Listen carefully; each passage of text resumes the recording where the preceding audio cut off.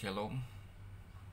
Pada kesempatan kali ini kita akan belajar dari Matius 22 ayat 34 sampai 40. Matius 22 ayat 34 sampai 40. Saya beri judul pemberitaan firman Tuhan kali ini adalah Tuhan terlebih dahulu mengasihi kita. Tuhan terlebih dahulu mengasihi kita. Matius 22 ayat 34 sampai 40. Hukum yang terutama. Ketika orang-orang Farisi mendengar bahwa Yesus telah membuat orang-orang Saduki itu bungkam, berkumpullah mereka. Dan seorang dari mereka, seorang ahli Taurat, bertanya untuk mencobai dia, "Guru, hukum manakah yang terutama dalam hukum Taurat?" Jawab Yesus kepadanya, "Kasihilah Tuhan Allahmu dengan segenap hatimu dan dengan segenap jiwamu dan dengan segenap akal budimu. Itulah hukum yang terutama dan yang pertama. Dan hukum yang kedua yang sama dengan itu ialah, kasihilah sesamamu manusia seperti dirimu sendiri. Pada kedua hukum inilah tergantung seluruh hukum Taurat dan kitab para nabi." Bapak, Ibu, saudara-saudara yang saya kasihi, peristiwa di mana ahli Taurat bertanya kepada Tuhan Yesus adalah peristiwa di mana Yesus masuk ke Yerusalem pada Minggu Palma, lalu kemudian sebelum Tuhan Yesus mati di kayu salib pada hari Jumat Agung. Ya, banyak orang bertanya, banyak orang mencobai Tuhan Yesus.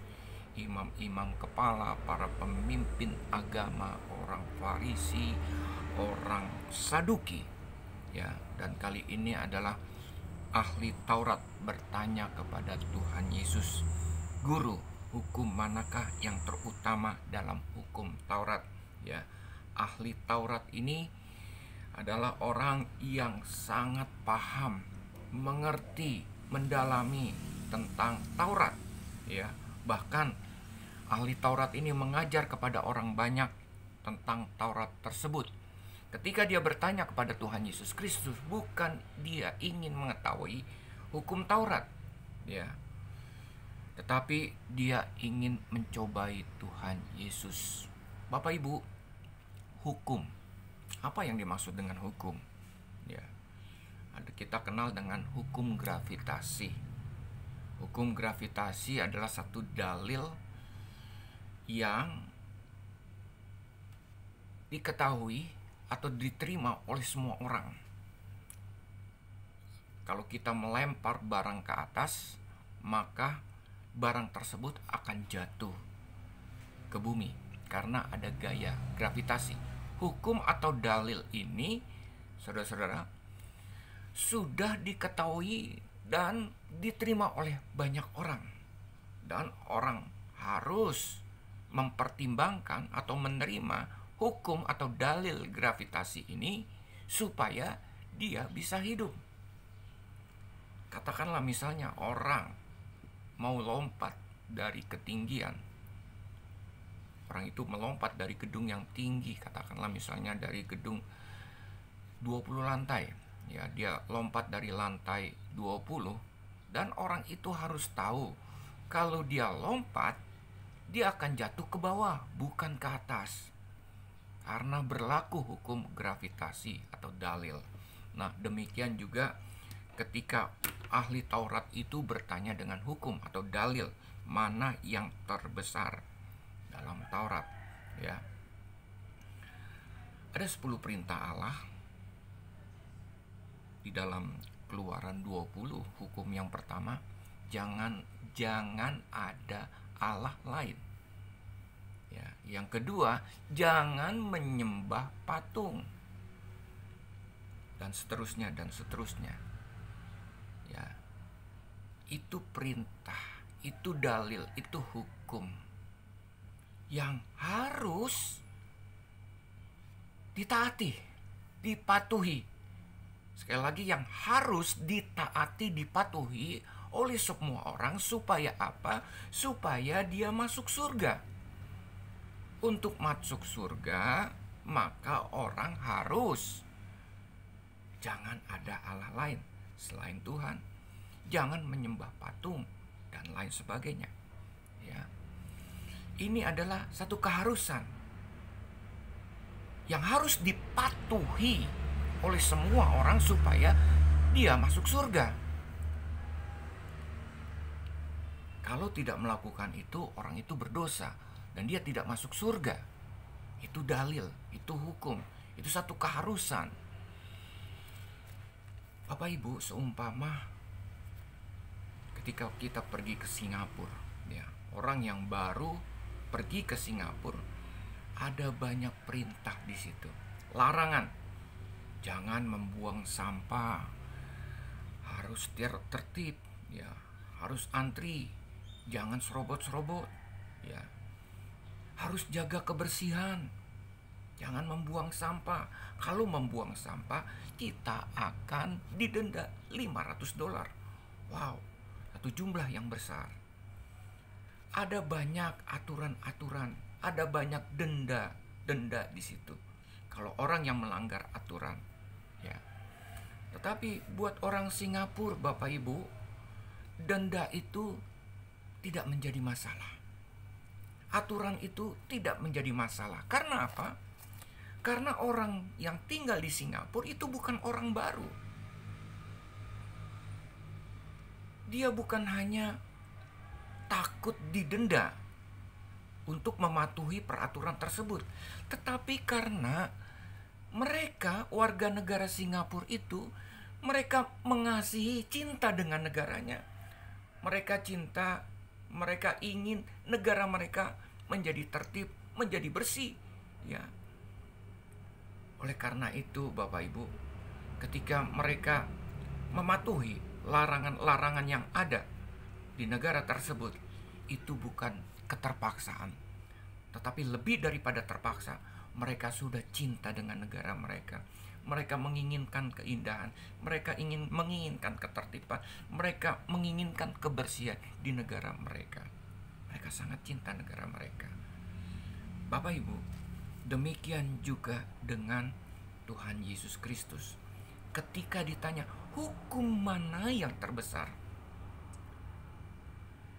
Yesus menjawab, sebenarnya Yesus sedang mengutip Ulangan 6 ayat 4. Kasihilah Tuhan Allahmu dengan segenap hati, jiwa, dan kekuatan.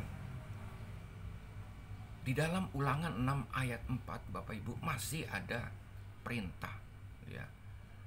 Satu keharusan yang harus diikuti oleh orang-orang Israel untuk hidup mereka diberkati Tuhan. Apa yang terjadi? Mereka harus mengasihi Tuhan dengan segenap hati, jiwa, dan kekuatan supaya mereka diberkati. Bapak Ibu, hukum ditaati supaya ada akibat yang menguntungkan kehidupan kita sendiri. Hukum Taurat dipatuhi, akibatnya kita diberkati, kita masuk surga, ya. Hukum kebersihan, larangan kebersihan, kita patuhi supaya kita tidak didenda. Tetapi di dalam hukum kasih yang Tuhan jawab untuk menjawab pertanyaan dari ahli Taurat ini, Bapak Ibu, lebih dari sekedar keterpaksaan. Kita mengasihi Tuhan bukan aturan, bukan hukuman, bukan dalil, tetapi kita mengasihi Tuhan dengan rela, dengan tulus kita lakukan. Kenapa kita rela tulus melakukan itu? Bukan karena ada upah, bukan karena ada berkat, bukan karena kita harus masuk surga. Untuk kita mengasihi, maka kita harus mengasihi Tuhan, ya. Kita mengasihi Tuhan, Bapak Ibu, karena kita tahu Tuhan terlebih dahulu mengasihi kita. Yohanes 3 ayat 16 katakan, karena begitu besar kasih Tuhan Allah kepada kita, sehingga Dia mengaruniakan anaknya yang tunggal, supaya kita yang percaya tidak binasa.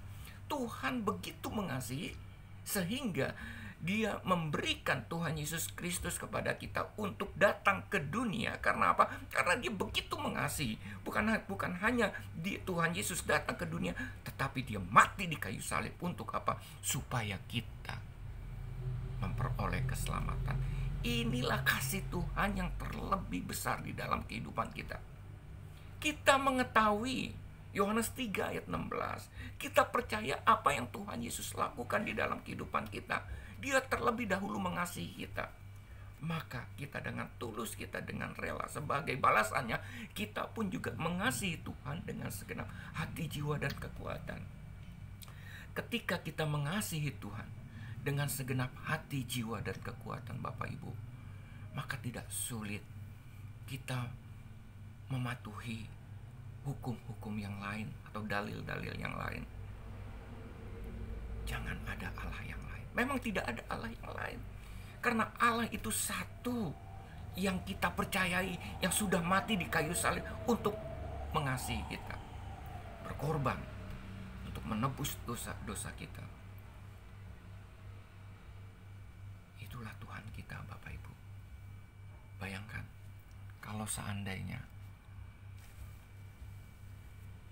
saya lah dulu sebelum menikah, saya jatuh cinta. Ya, saya mulai mencari cinta pada seorang wanita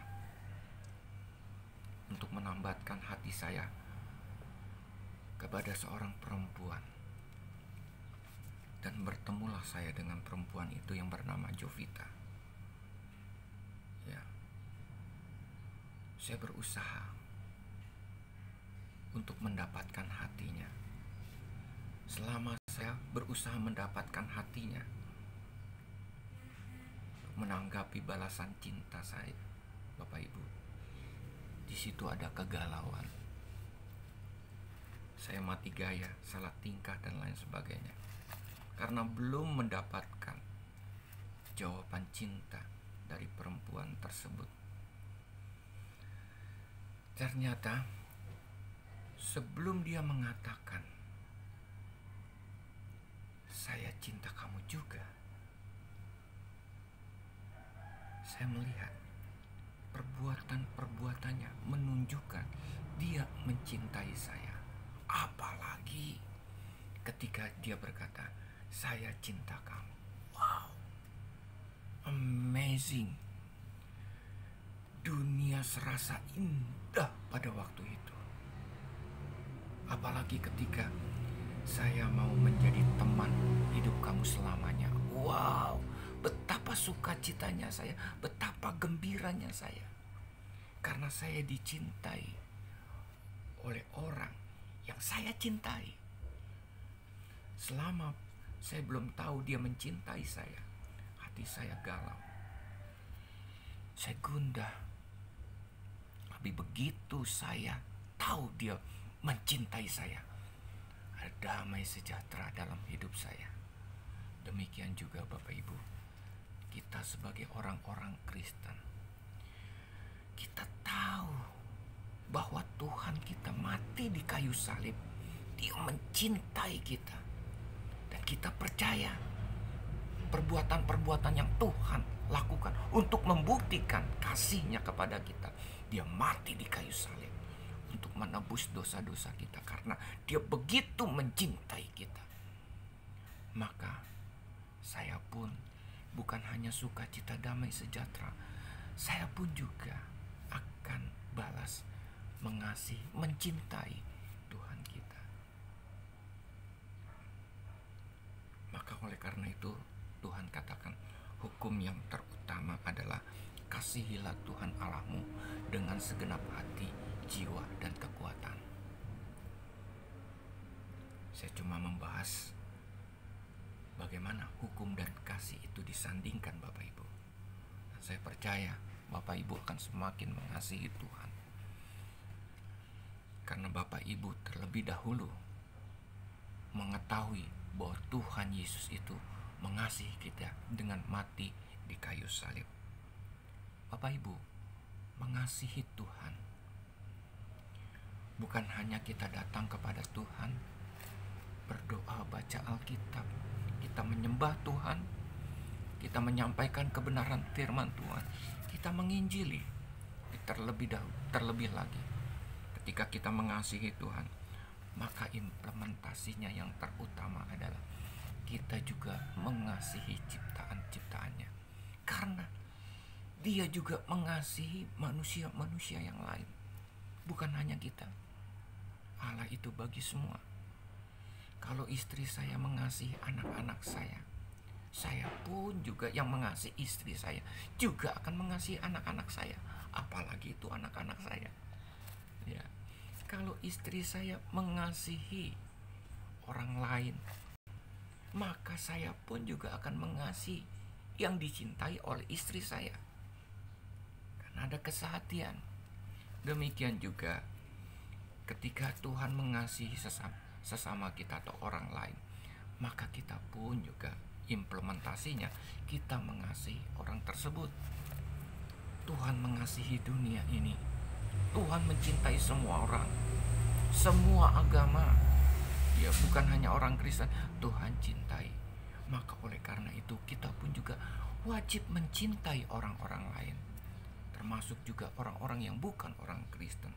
Dan terlebih lagi kewajiban kita adalah memberitakan kasih Tuhan ini kepada mereka, di mana Tuhan Yesus Kristus rela mati di kayu salib untuk menebus dosa-dosa kita. Hari ini kita belajar hukum yang terutama adalah mengasihi Tuhan. Karena kita tahu terlebih dahulu Tuhan mengasihi kita. Ketika muncul kasih itu di dalam kehidupan kita, tidak sulit untuk memenuhi dalil-dalil yang lain. Ya, tidak sulit kita memenuhi perintah jangan ada Allah lain, karena satu-satunya Allah yang ada di dalam hati kita adalah Tuhan Yesus Kristus. Jangan menyembah patung. Buat apa kita menyembah patung? Dan buat kita amat sangat mudah kita tidak menyembah patung. Karena apa? Karena Allah ada di dalam kehidupan kita. Tuhan memberkati. Shalom.